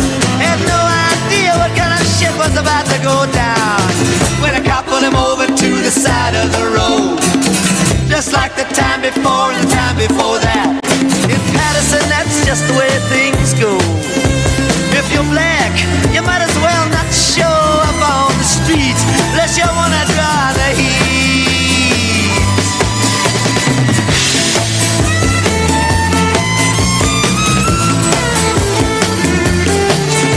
Alfred Bello had a partner and he had a rap for the cops. Him and other Dexter Bradley were just 5 de la tarde, 19 minutitos, 12.2 la temperatura en Buenos Aires y alrededores. ¿Qué estamos escuchando? Bob Dylan, Hurricane, la historia de un boxeador. Vos conocés la historia, ¿no, Néstor? No, conozco, me da cuenta que era él quien cantaba, pero no conozco la historia. Ah, bueno, yo tampoco. No, así un boxeador muy reconocido en Estados Unidos, luchador. Bueno, cuenta la historia del personaje, ¿no? Bueno, qué bien se musicaliza este programa, quiero decir. No se automusicaliza tampoco, ¿no? No. Es un trabajo conjunto. Mariano Randazzo, Carlos Di Mare y Luis Pablo Giníger, digo bien. Y cada tanto Néstor con sus aportes. Marcela. Cada tanto Marcela hace sus aportes. Sí, ella cree que hay que modernizar un poco la musicalización. Entonces, bueno, está abierta la puerta. Y cada tanto me sugiere. Tratando de recordar, no sé si ha sido fiel a esta definición, todas las cosas que ha traído Marcela. No, sí, sé si necesariamente son cosas más actuales, más... ¿Qué será modernizar en la música, por otra parte? Lo más nuevo que trajiste fue Mercedes Sosa, Néstor. No, moderno, o sea, cosas más actuales. Novedades. No tanto del registro que tenemos nosotros, que nos gusta más quizá el rock más clásico, sesentista. Nos gusta de todo, me parece. Bueno, ya viene Luispa, ya viene Néstor, enseguida Juan Carlos Juña, el cafecito. Déjenme hacer un repaso, aunque sea breve, de la página futbolera del día. Bueno, claro, porque no es lunes. En realidad ya quedó medio lejos. Podríamos hablar. No, pero esperá, la fecha terminó ayer, no terminó el domingo. Es cierto, el gran triunfo Independiente frente a Lanús de visitante. Bueno, gran. Está bien, ganarle a Lanús en Lanús no es tan fácil, pero bueno. En el resultado, 3-1 y 2 goles de Millán. 2 goles de Millán. Es un gran resultado. Volvió Rey al arco, o sea, varias Volvió cosas. Rey, estuvo bien. Nos quedamos sin técnico, o sea, pasaron No, pero cómo no, el técnico estaba mirando desde el palco, al nuevo, el que va a asumir ahora, cuyo nombre Néstor no tiene técnico brasilero, ni Brasil tiene técnico brasilero. Pensaba que era uruguayo, mirá que qué desconectado que estoy. Queda medio lejos, pero la verdad que muy presente. River volvió al triunfo. 2 goles hizo en el partido. ¿Dudabas que iba a volver al triunfo? No, la verdad que no. Alguna vez tenía se les acabó el morbo. Porque jugar con una selección entera, igual que Boca, en algún momento y en algún momento vas a ganar. Sí, le ganamos. Permitime que me incluya. Tiró el centro, Luis. No, además al puntero. Eso también habla bien. No se le ganó a cualquiera. Pero por que de entrada, Argentino tenía la pelota, lo acorraló un poquito arriba, después se qué lindo es jugar contra un equipo que quiere jugar al fútbol. Bien. Si vos también querés jugar al fútbol, ¿no? Claro. Porque bueno, puede darse lo contrario. Sí. Pero bueno, se dan partidos más lindos. Creo que fue un partido más lindo, igual a River le faltan siglos, ¿no? Hubo conexiones que esperanzan para el hincha de River. Boca empata con Platense. Para mí Boca también viene mostrando destellos de cosas. ¿Hubo algo raro ahí? Interesantes. Yo estaba en la cancha, no vi. Pues es que yo ojo con lo que hace. Veo clarita la mano del delantero de Platense, y después en la repetición aparece otra mano del defensor de Boca, Lozano, si no me equivoco. Y bueno, ahí quedó, ¿no? Yo no la vi la otra mano, pero dicen estar muy seguros de que efectivamente debería haberse cobrado penal y era el 2-0 para Platense. Más allá de eso, insisto, tanto del partido de Boca como de River, Boca y River están reencontrando, para mí Boca un poco más consolidado, están reencontrando su fútbol. Sí, falta mucho. Ahora insisto, el resto mira cómo Boca y River se enriquecen y arman planteles de élite. Hay una distancia total. Y la verdad es difícil no ver eso con recelo. Para de llorar. No estoy llorando, estoy diciendo algo. Desde que empezaste a hablar. Estoy llorando, estoy diciendo algo concreto. Está bien, tenés un tipo que volvió. No, tenés un tipo que volvió por amor a la camiseta. Podría haber jugado en otro lado y volvió a jugar. Pero juega en Rosario Central. Sí, bueno, pero el resto son todos pibes. En algún momento volverá alguien a Independiente. El resto son todos pibes. Nosotros tenemos 2 mundialistas, Gabriel Ábalos y el 4 colombiano, Arias. Que pero el resto están bajos, pero son mundialistas. Para mí lo que va marcando el pulso del fútbol argentino y de las buenas administraciones es cómo administrás. Por supuesto, en los mercados de pase, en un momento del dólar bajo, que puede ser un problema futuro, y la aparición de juveniles. No es tanto el mercado de pases con el dólar bajo y el compromiso a futuro, sino los salarios con los cuales vos te comprometés también con esos jugadores. Claro. Porque el problema mayor no es comprarlos, si tenés la plata, bancarlos, por supuesto, sino bancarlos después, sostener esos contratos. Con el salario. Por eso digo, para mí es la inteligencia y la precaución administrativa, y después es cómo administrás tus juveniles. Para mí eso es lo que en este momento es el lindo de ver en el campeonato. Dicho eso, Copa Argentina, Riestra y Gimnasia de Grima La Plata empatan 0-0. Gimnasia viene de una derrota casi, les diría, autoinfligida en el clásico. De esas que duelen. Sí, duele, pero también 2 expulsiones evitables y que si no hubieran estado, me parece que el partido podría haber sido otro.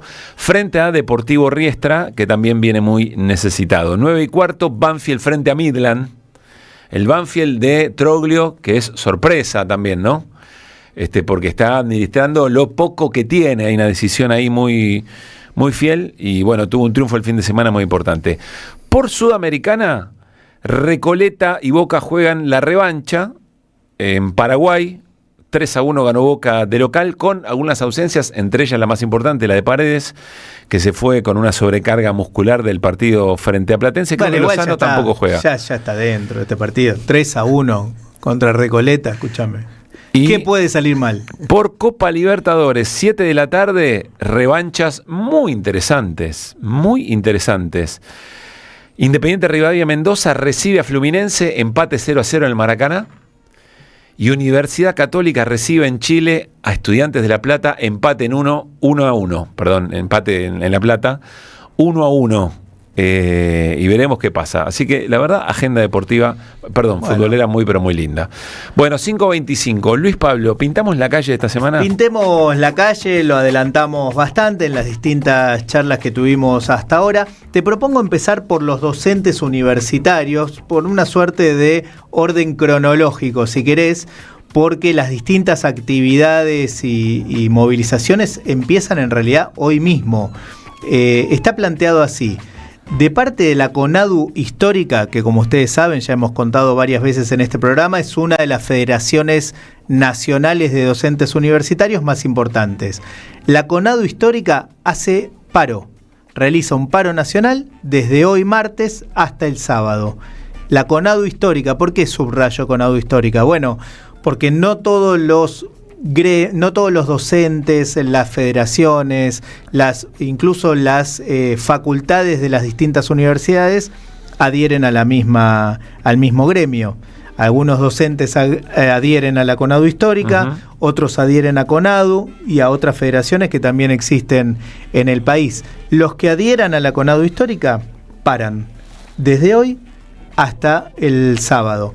Y en el caso de la CONADU no hay paro, pero lo que sí hay es una semana también planteada desde hoy hasta el sábado de distintas actividades. Lo primero a destacar es que van a montar una carpa. Sí, ahí vamos con la carpa, sí, que siempre es importante en términos simbólicos y demás. Ahí hay una mirada distinta que viene de hace mucho tiempo, pero que en momentos así se vuelve a complejizar, que es quienes dicen resistir con los pibes en las aulas, y otros dicen, no, la situación es tan dramática que ¿a qué estamos jugando? Sí. Bueno, esa tensión son distintas lecturas, ¿no? Igual, déjame terminar, porque en el caso de CONADU también está previsto un paro. Lo que pasa es que no coincide en esta semana en el marco de todas las actividades. Entonces, CONADU histórica para. La CONADU monta una suerte de carpa blanca, ¿se acuerdan de la carpa blanca docente? En este caso frente al Ministerio de Educación, frente al Palacio Pisurno. La llaman la carpa por la universidad y la soberanía. Está montada desde el día de hoy. Allí, ahora mismo, frente al Palacio Pisurno. ¿Cómo se llama la plaza del Palacio Pisurno? Marcelo T. de Alvear y... Ayúdenme. Entre Callao, Rodríguez Peña y Paraguay, Marcelo T. de Alvear. Ahí está el Palacio Pisurno y así se monta la carpa. Ahora mismo debe estar el FRESU, el Frente de Sindicatos Unidos, en ese mismo lugar presentando su pedido sobre el aumento del salario mínimo vital y móvil. Mañana allí va a haber otras actividades. O sea, la carpa como receptora de otros reclamos. Claro, buscan nuclear distintos reclamos. Mañana por la mañana va a haber un banderazo donde además participa la FUA, la Federación Universitaria Argentina. Y mañana es miércoles. Y por la tarde, eso va a ser a la mañana, y por la tarde la idea es confluir con los jubilados. Un grupo de jubilados se va a acercar a la plaza y luego los docentes se acercan al Congreso. Así está planteado. La Plaza Rodríguez Peña. Claro, Rodríguez Peña y Marcelo T. de Alvear. Gracias, Carlos, querido. Y el paro, en el caso de la CONADU, intento no confundir, En el caso de la CONADU, el paro está previsto para la semana que viene, para el 27 y para el 28 de agosto. Bien. Por eso no hay una coincidencia total en relación a los tiempos, a los modos a los modos de reclamar, etcétera. Pero movilizadas están las dos federaciones de docentes universitarios. Esto por el lado de los docentes, que bueno, no lo dijimos, pero están reclamando la aplicación de la ley de financiamiento universitario y el aumento salarial que está postergado. Aumento salarial, aumento de becas estudiantiles y el ingreso de los fondos prometidos por el gobierno nacional en ese acuerdo que se hizo, ¿recuerdan ustedes? Que tampoco se asignaron, además del aumento de esos Se me ocurre qué importante, ya que alguien toma la decisión de algo tan emblemático como una carpa de estas características, qué importante que se la nutra, que se le dé volumen. Pienso, por ejemplo, presencia de rectores, claro, porque en este caso se cinden las peleas, pero el fin es el mismo. Otros sectores como por ejemplo jubilados y jubiladas, y que después sea recíproco. Y otros sectores de de quienes están siendo ofendidos por las políticas del gobierno, ¿no? Y después hay una confluencia todavía mayor, y ahí vamos a las otras marchas que anunciamos. Sí. Ya dijimos en la charla con Julián Moreno, por la mañana, las pequeñas y medianas empresas, jueves. A las 9 de la mañana del jueves, se movilizan a Plaza de Mayo, frente a la Casa Rosada, es el acto, para exigir un cambio en el modelo. Y un poco más tarde, a las 14 horas, en principio desde Paseo Colón e Independencia, pero para marchar al Ministerio de Economía, marchan los endeudados. Este nuevo colectivo que se ha ido conformando a partir de una nueva realidad en la Argentina. Son casi 6 millones los endeudados registrados por medios financieros reconocidos, digamos, tarjetas de crédito, préstamos, endeudados, porque no pueden cumplir con los plazos a los que se comprometieron en primera instancia. Pero después hay un montón de gente que pidió préstamos de manera irregular, digamos, algún prestamista. Creo que acá también podríamos meter lo que es Mercado Pago y los préstamos que no tienen que ver con el sistema bancario. Bueno, es un gran universo, por eso digo esos 6 millones... Que a veces son lo mismo, digamos, ¿no? Sí, esos 6 millones de personas es para empezar a hablar, te diría, pero es muy posible que sean los mismos. Que si saltan todos juntos al mismo tiempo, es una cosa, claro. Ahora, ¿eso está estructurado? ¿Ya hay una estructura, organización que los representa o es en el marco de las centrales? Hay varias estructuras que los representa, una de ellas es Endeudados Organizados. Mirá. Esa es una organización que se conformó a partir de esto, pero el jueves movilizan allí, es un nuevo mojón de este Frente Unido de la CGT, las dos CTA y la UTEP.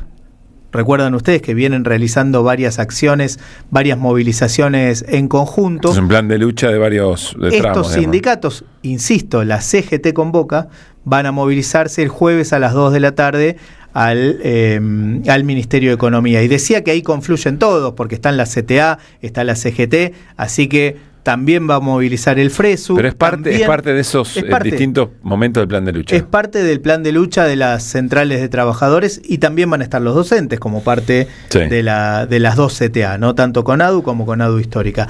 Así que se espera que la del jueves a las 2 de la tarde sea una movilización importante. Va a tener ojo con eso, volumen. porque es el Ministerio de Economía, que es Paseo Colón pegando la vueltita hacia Casa Rosada, donde suele haber un montón de vallas. Va a ser una movilización, yo me imagino, la última referencia de esto la tuvimos aquel miércoles, jubilados y jubiladas. Sí, claro. Que fue numerosa, fue muy importante. Sí, fue numerosa. Bueno, ojo con esa jornada de jueves, ¿no? Bueno, así que atención, luego desde el jueves hasta el sábado hay otras actividades previstas, siempre alrededor de la carpa docente, la carpa por la Universidad y la Soberanía, que las iremos contando más adelante, pero ahí sí se prevé la participación de decanos, de clases públicas, etcétera, ¿no? Gracias, Luis. Pa 533. Ideas en el mundo. Néstor Restivo. Que vuelvan las ideas. Restivo. Internacionales. Ideas en el mundo. Néstor Restivo. Que vuelvan las ideas. Restivo. Internacionales. Por si no había quedado claro. Néstor, arrancamos por Brasil. Sí, porque decíamos que el fin de semana arrancó oficialmente, digamos, la campaña electoral para el proceso que va a culminar, por lo menos en una primera etapa, el 4 de octubre, cuando, falta poquito más de un mes, los brasileños y brasileñas elijan a su nuevo presidente. Si hay balotaje, que es un escenario muy posible, sería el 28 de octubre. Bueno, hubo campañas en Brasil de Lula da Silva y de Flavio Bolsonaro, y también hubo aquí en la Ciudad Autónoma de Buenos Aires un acto que organizó el núcleo del PT Argentina.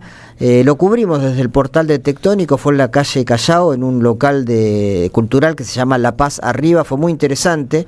Habló Renata Codas del PT, que es la coordinadora de ese espacio, y alertó sobre el avance en su discurso, ¿no?, de las extremas derechas en América Latina y de la necesidad de que los más de 13.000 empadronados de Brasil que viven en la Argentina participen, ¿no? Por la elección está peleada. Esa es una de las fotos de la... Eso es en San Pablo, donde largó su campaña Lula da Silva. Fue un lugar histórico, el estadio Vila Euclides. Ahí a fines de los años 70, 78, 79, si mal no recuerdo, hubo una huelga histórica de los metalúrgicos.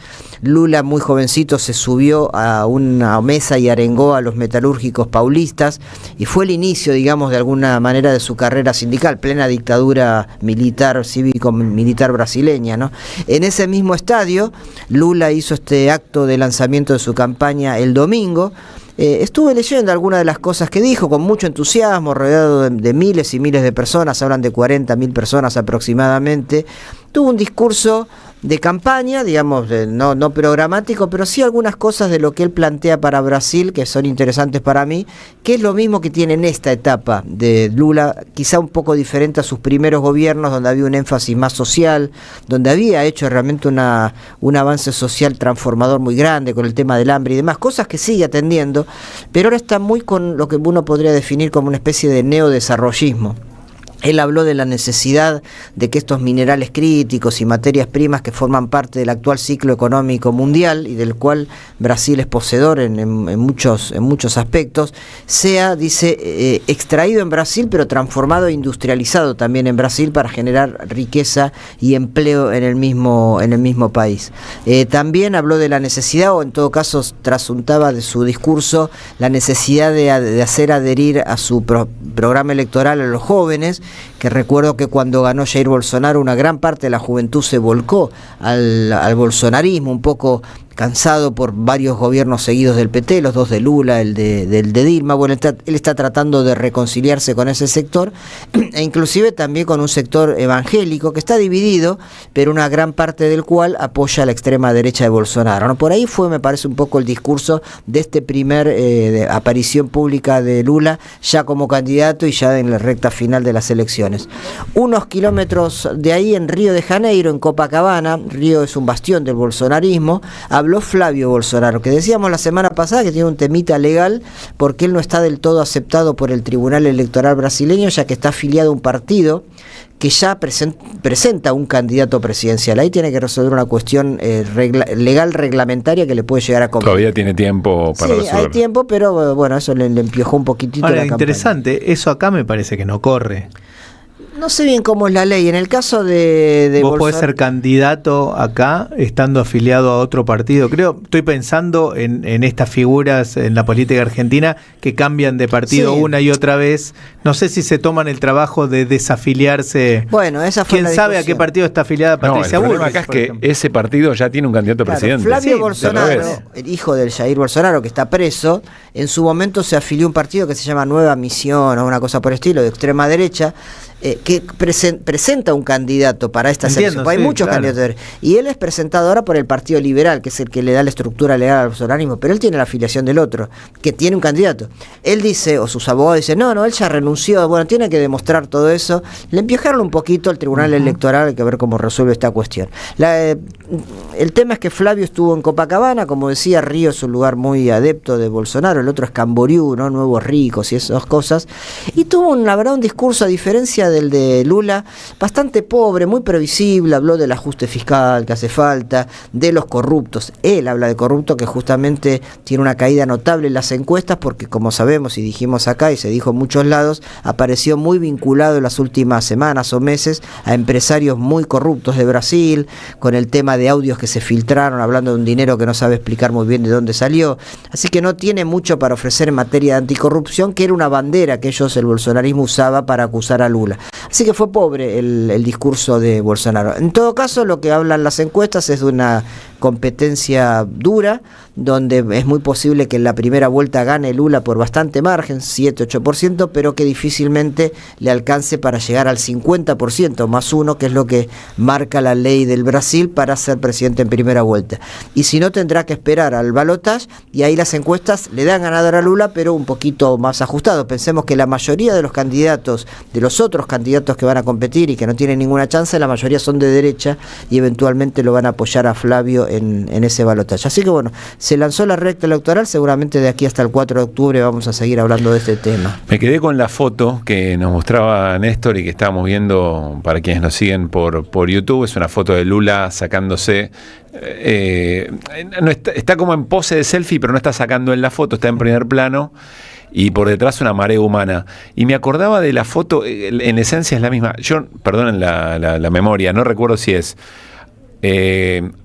antes de entrar a prisión, cuando sale de prisión, o foto de candidatura, de la candidatura anterior, una foto de Lula tomada de arriba, rodeado por un montón de personas en blanco y negro. Es posible que sea cuando estaba en la sede del sindicato metalúrgico, del PT, donde fue gente a apoyarlo para evitar eso que es posterior, pero puede ser, pero es como el mismo espíritu de la foto, ¿no? Como el pueblo, y se nota pueblo trabajador rodeándolo a Lula, siendo parte de esa misma marea humana. Uh-huh. Bueno, se lanzó la campaña y ya es cuenta regresiva, Néstor, ¿no? Sí, 4 de octubre falta nada, en la elección más importante de América Latina, con muchas implicaciones para Argentina, para Estados Unidos, bueno, para la región en general, inclusive a nivel mundial, me animaría a decir. Recordemos que Brasil es socio de los BRICS, que es una pieza importante del sur global. No es lo mismo que gobierne Lula a que gobierne Flavio Bolsonaro.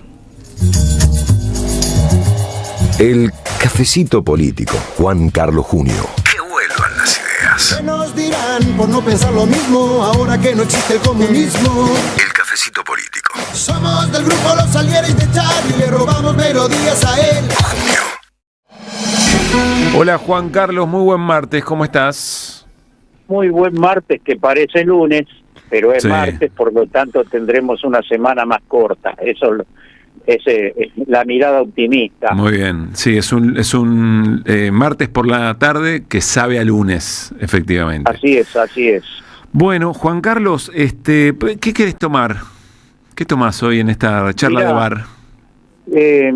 A veces tengo ganas raramente de tomar alguna bebida que no está recomendada en los buenos manuales del brebaje. Nafta, tipo, ¿no? ¿Qué querés tomar?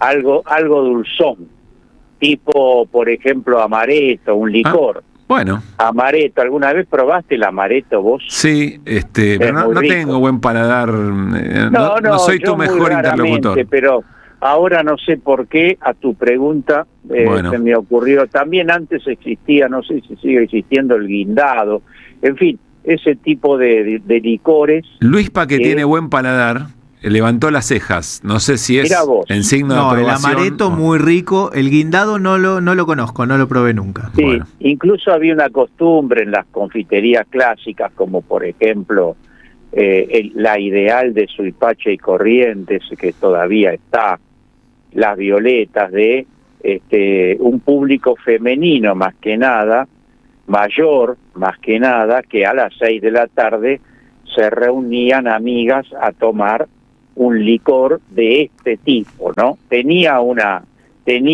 clientela todo esto. Bien. En fin. Bueno, muy bien, está bien. Vos pedí lo que quieras, Juan Carlos, sé feliz, sentite libre. Me tengo que justificar porque pido una medida. Claro, no te justifiques nada, pedí lo que quieras. Acá nadie te va a señalar, salvo Néstor, nadie te va a señalar de ninguna manera.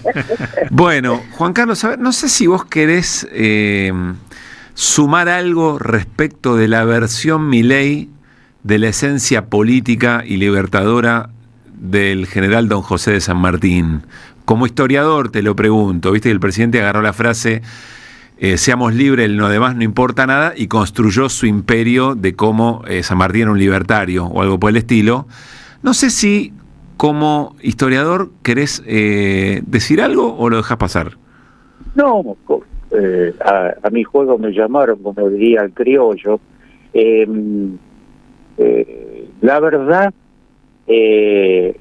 como diría Artigas, no ofenden, con la verdad no ofendo ni temo. Algunos dicen que era con la libertad. Con libertad, sí, los solimareños lo inmortalizaron en una canción. Sí, efectivamente.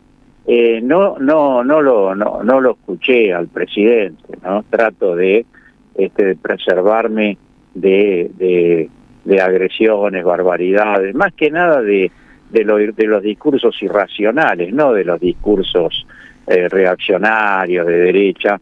Ese estoy habituado porque forman parte del debate ideológico, pero estos son cuestiones irracionales. Que este hombre se llame anarquista ya de por sí es un despropósito, porque él es el representante de grupos capitalistas, de los más ultracapitalistas, vive en Estados Unidos, vive admirando, amando y rindiéndole pleitesía a los ultracapitalistas, por lo tanto que mencione que es anarquista ya de por sí es un despropósito. Con respecto anarcocapitalista, dice, ¿no? Sí, digo, solo para ser justo, no es que dice soy anarquista. Sí, dice anarcocapitalista, pero insisto, es una contradicción en sí mismo, porque el anarquismo es anticapitalista por esencia, e inclusive todos conocemos que era agresivo con el capitalismo, porque era el culpable para los anarquistas de los grandes males sociales que vivían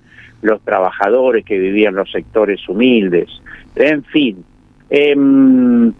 ahora, casi te diría más grave aún para mí en términos históricos y simbólicos, es que este hombre tome a San Martín, porque San Martín, más allá de que fue un genio militar de verdad, comparable a los grandes genios militares de la historia de la humanidad, fue un notable líder político que abrevaba en las ideas de la Revolución Francesa y de la Revolución Norteamericana, que fundaba su partido político conspirativo en función de la Revolución de Independencia Nacional, que era la logia masónica, que acá se denominó Lautaro, pero que él venía de integrar la logia masónica de los caballeros racionales, como la mayoría, o como muchos por lo menos, de los que después fueron revolucionarios en América como el propio Bolívar. Por lo tanto, San Martín era un hombre de ideales revolucionarios para su época, que además se transformó en un líder político y en un líder militar. Para mí están las antípodas del pensamiento de minorías, porque cuando digo la logia masónica y revolucionario y la Revolución Francesa y todo eso, estoy hablando de un líder que es la antítesis de lo conservador, del partido conservador, de las ideas conservadoras. Por eso me permito decir revolucionario, entendiendo por revolucionario lo que por entonces era revolucionario, ¿no es cierto? Insisto, es la antítesis de un conservador, ultraconservador, como es este presidente. Quizá la clave está en qué idea de libertad tenía San Martín y cómo la juega en el presente Milei, ¿no?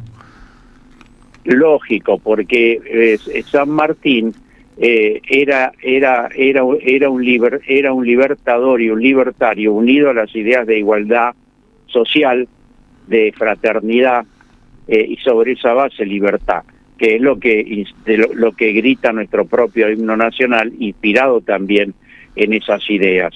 Y San Martín era eso, era un revolucionario.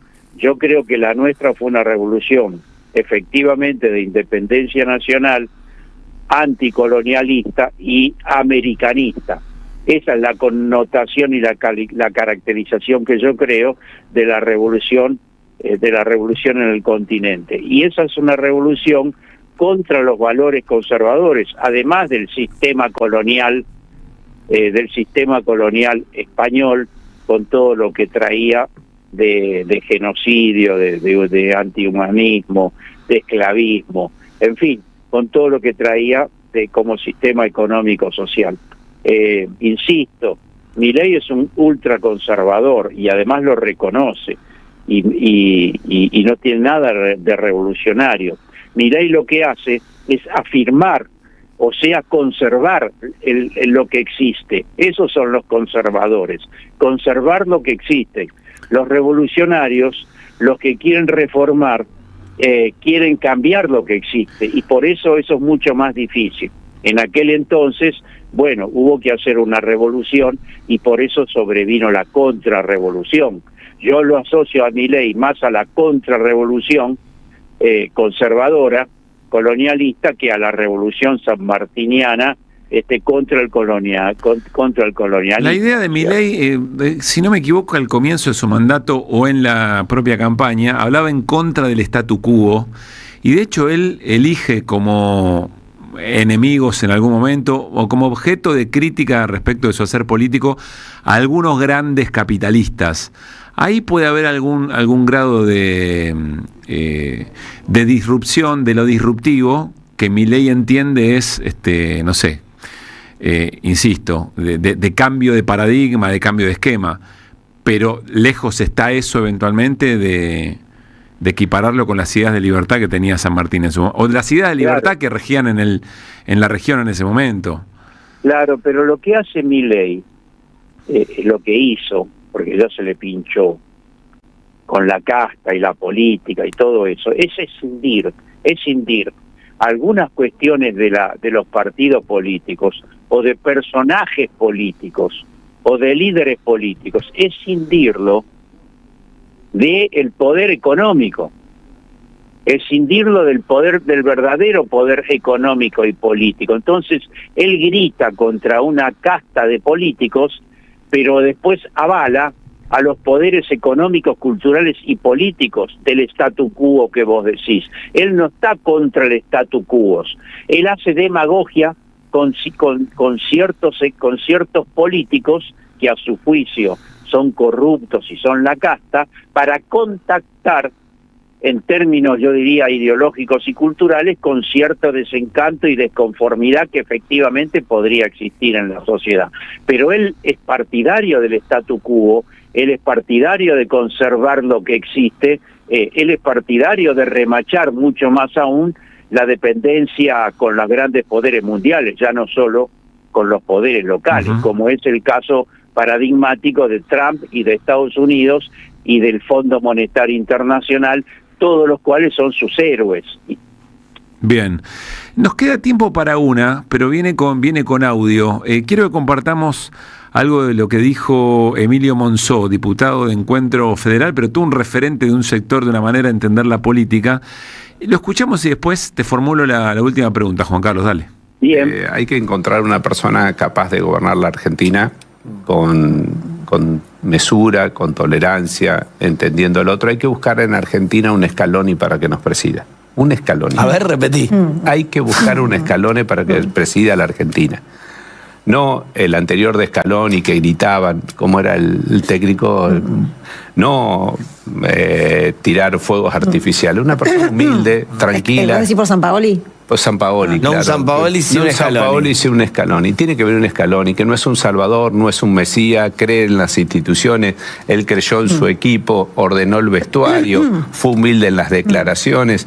Bueno, eso es lo que necesita Argentina, un presidente con el estilo de Scaloni, jugador. Bueno, olvídate de cierto sector de la política buscando analogías para tratar de hacerse entender, olvídate de Scaloni, pero no sé si percibiste, Juan Carlos, en los últimos días, quizás semanas, pero hay un operativo, y en las últimas horas muy fuerte, un operativo encontrar la vía del medio, encontrar el tercer sector de la política, muy fuerte, pero muy fuerte, desencantados por completo de Milei, en distintas miradas, incluso algunos sectores del establishment, y al mismo tiempo tratando de evitar lo que denominan la vuelta al pasado, la vuelta atrás. ¿Cómo estás viendo ese proceso? Y si pensás lo mismo, ¿no? A ver, primero este señor fue el PRO. Sí. ¿No? Correcto. Fue el PRO, porque creo que hay que ser más preciso y no olvidar la historia. Bueno. Este señor actuó políticamente para el PRO y ahora entonces plantea en el fondo, más allá de la figura tan simpática y querida de la Escaloneta, ¿no? No, por eso te digo, no nos distraigamos con Scaloni. No, porque perderíamos tiempo, porque a la Escaloneta la puede reivindicar medio mundo y todos tendríamos que celebrar. Ahora bien, primero que lo de la Avenida del Medio, la moderación, porque eso es lo que convoca a él cuando dice que no haya griterío, es un modo de convocar a la moderación. Yo en lo que no coincido plenamente con vos es en que es una cosa fuerte.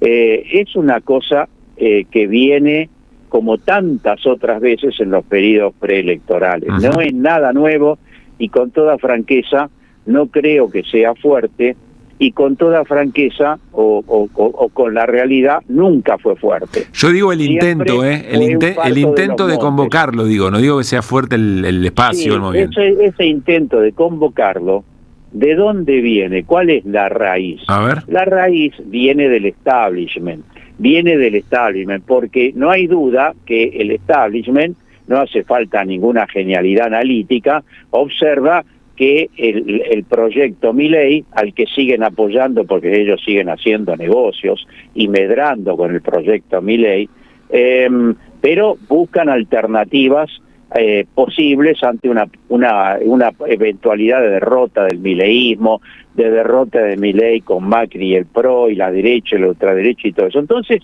siempre buscan alternativas. Tampoco, con toda franqueza, la Avenida del Medio, la moderación y todo eso no es ninguna novedad. Yo francamente creo, no creo que eso prospere, como no prosperó nunca, pero bueno, hay una inclinación fuerte en ese sentido y si no prospera y toma cuerpo electoral, por lo menos le sirve para mellar el filo de la daga, como decía el poeta. Le sirve para que las ideas auténticamente transformadoras, reformistas, que salgan al encuentro de reformas efectivamente estructurales, tributarias, fuertes para que se pueda conseguir riqueza y distribuirla a favor de la deuda, de la gran y fenomenal deuda interna.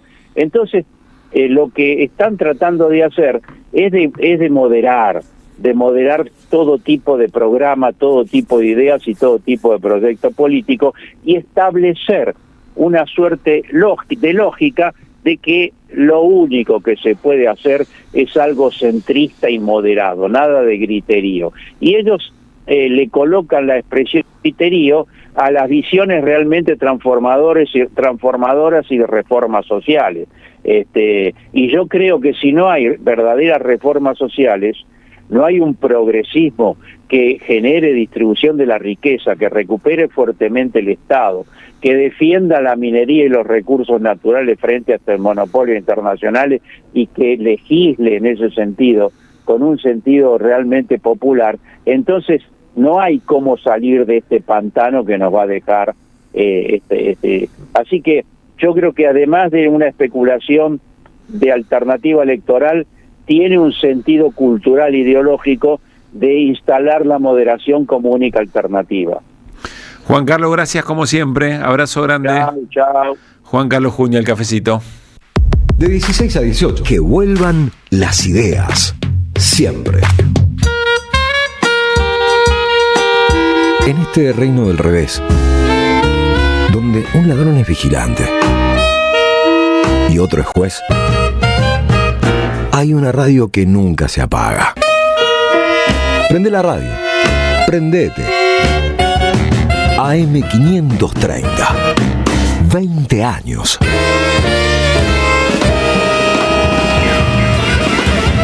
Somos radio. Somos comunidad. ¿Apostar la plata de tus viejos? No da. ¿Apostar todos los días? No da. ¿Perderte la juntada? No da. Viciar con las apuestas no da. Si conoces a alguien que tiene problemas con las apuestas, dejarlo solo no da. Llama al 0800-222-5462. Gobierno de la Provincia de Buenos Aires. ¿Querés hablar otro idioma? Impulsa tu mundo con el CUI. Inglés, francés, italiano, portugués, alemán, chino y más. Cursos de 2, 3 y 4 meses por Zoom o presenciales. Inscribite hasta el 19 de agosto. Diplomas UBA, Centro Universitario de Idiomas. Encontranos en cui.edu.ar. Buenas, ¿qué tal? De 22 a 24 todos los martes. En la 530, la radio de las madres, vuelve Voodoo Lounge.